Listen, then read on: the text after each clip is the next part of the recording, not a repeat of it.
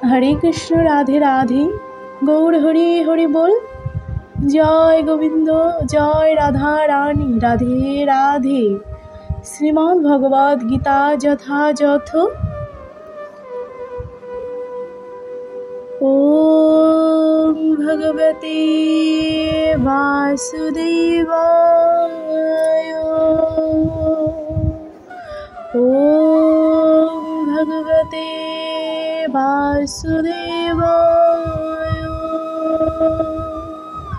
ओम भगवते वासुदेवाय। ओम हरि ओम तत्सत्।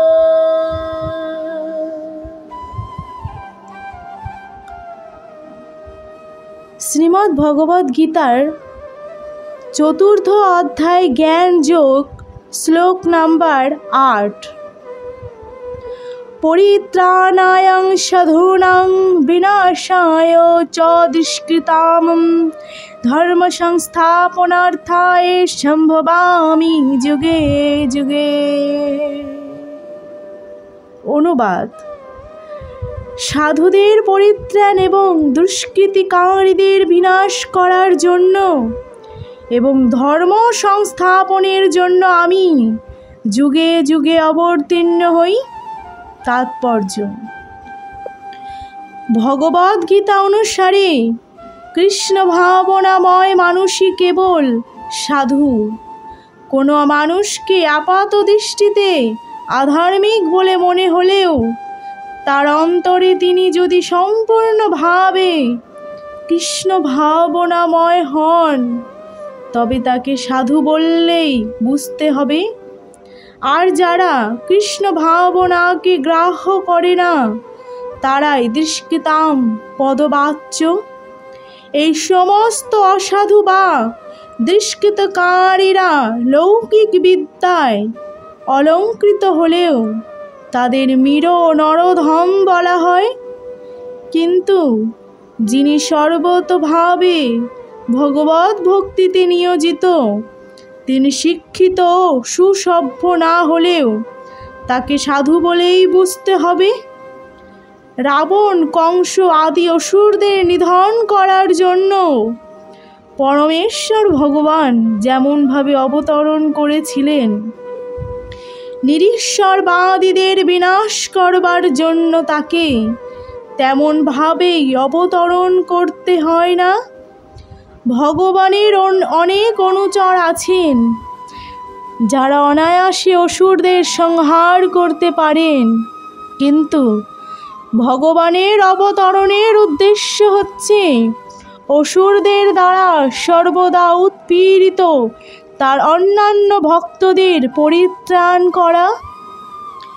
অসুরেরা ভগবত ভক্তদের নানাভাবে কষ্ট দেয়, এমনকি ভক্ত যদি তার স্বজনও হয়।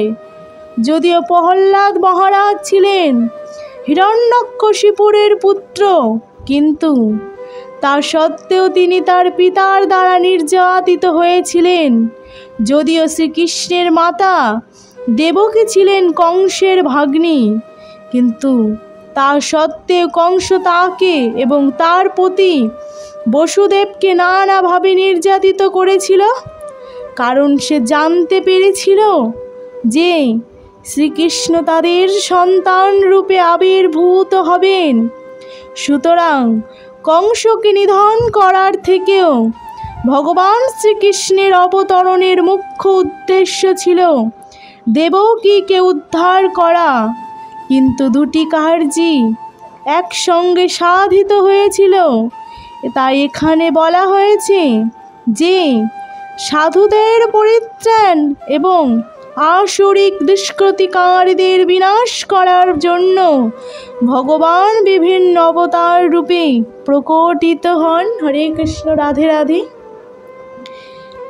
শ্রীকৃষ্ণ দাস কবিরাজ রচিত শ্রী চৈতন্য চরিতামৃত গ্রন্থে নিম্নলিখিত শ্লোকগুলির মধ্যে 20, 263 এবং 264 মাধ্যমে ভগবানের অবতরণের মূল তত্ত্ব সংক্ষেপে বর্ণিত হয়েছে।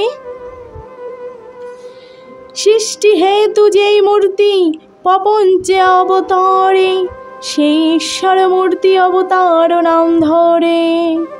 মায়াতীত পরব্রহ্মে সবার অবস্থানং, বিশ্বে অবতারি ধরে অবতারণম।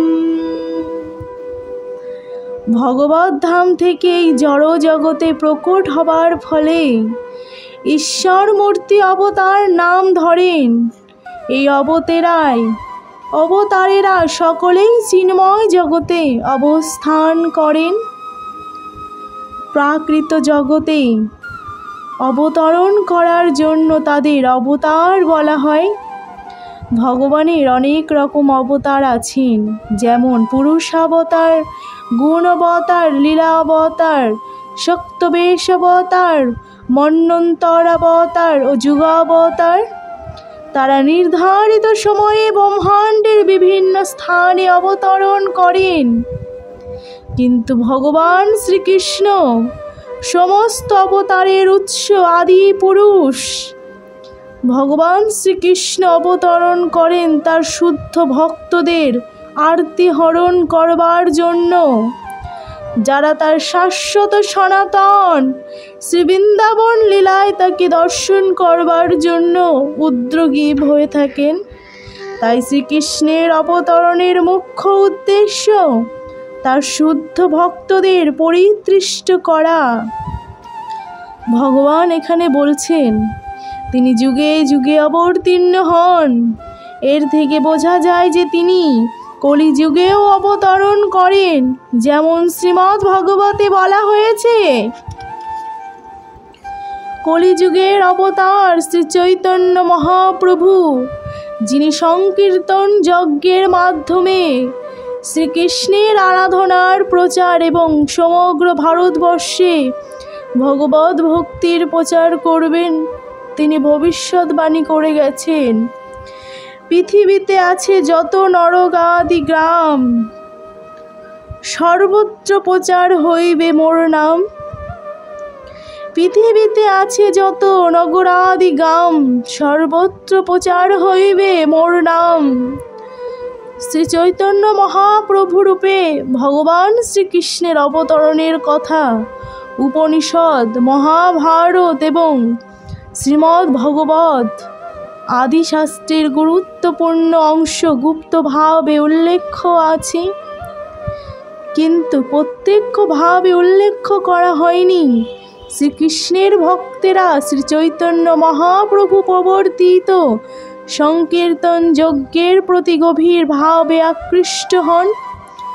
ভগবানের এই অবতার দুষ্কৃতিকারীদের সংহার করে না, বরং তিনি তার অহৈতুকী কৃপার প্রভাবে তাদের উদ্ধার করেন। হরি বল, হরি বল।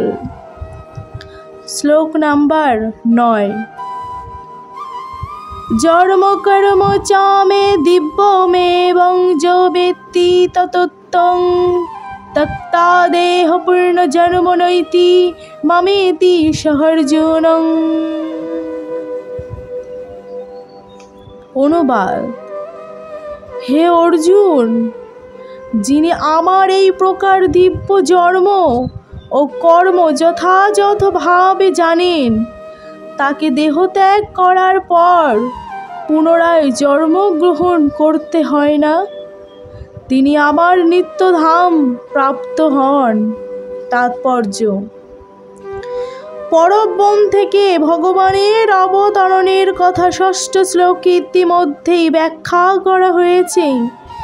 যিনি ভগবানের অবতরণের তত্ত্ব উপলব্ধি করতে পেরেছেন, তিনি জড় জগতের বন্ধন থেকে ইতিমধ্যেই মুক্ত হয়েছেন এবং তাই দেহত্যাগ করার পর তিনি তৎক্ষণাৎ ভগবত ধামে ফিরে যান।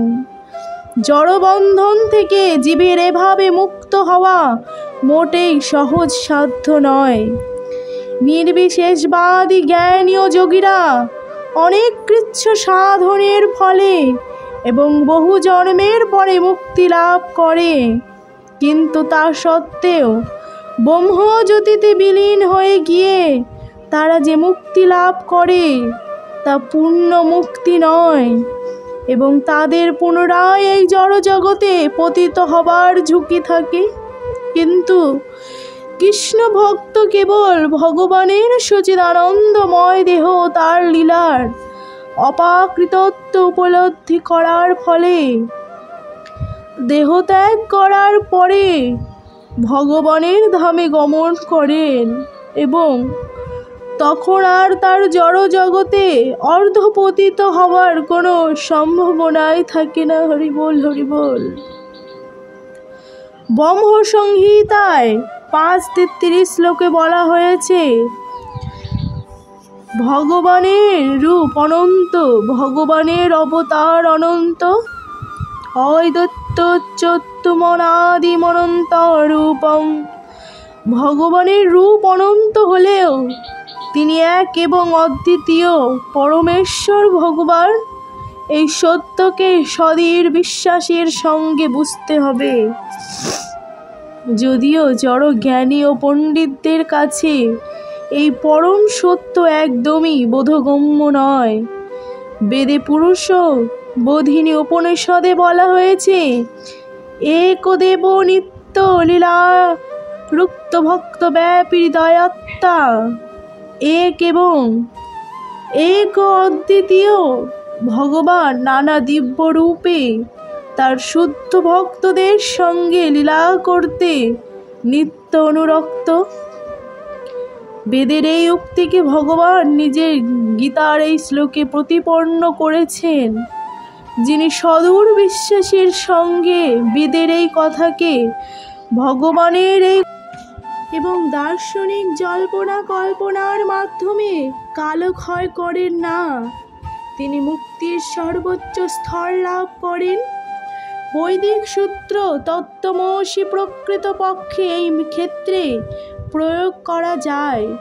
যিনি বুঝতে পেরেছেন শ্রীকৃষ্ণই পরমেশ্বর, অথবা যিনি ভগবানকে বলতে পারেন তুমি সেই পরম ব্রহ্ম স্বয়ং ভগবান, সুনিশ্চিতভাবে তৎক্ষণাৎ মুক্তিপ্রাপ্ত হন এবং তার জন্য ভগবানের চিন্ময় সহচর্য লাভ অবশ্যম্ভাবী।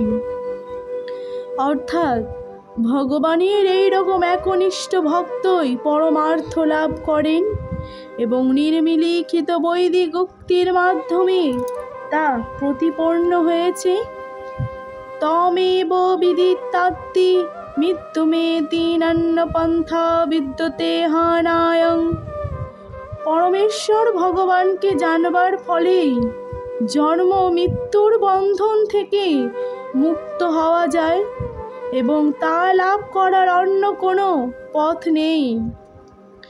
শ্বেতাসত্যর উপনিষদ 3:8 অর্থাৎ ভগবান শ্রীকৃষ্ণকে যে জানে না সে তমগুণের দ্বারা আচ্ছাদিত, তাই তার পক্ষে জড়বন্ধন থেকে মুক্ত হওয়া অসম্ভব।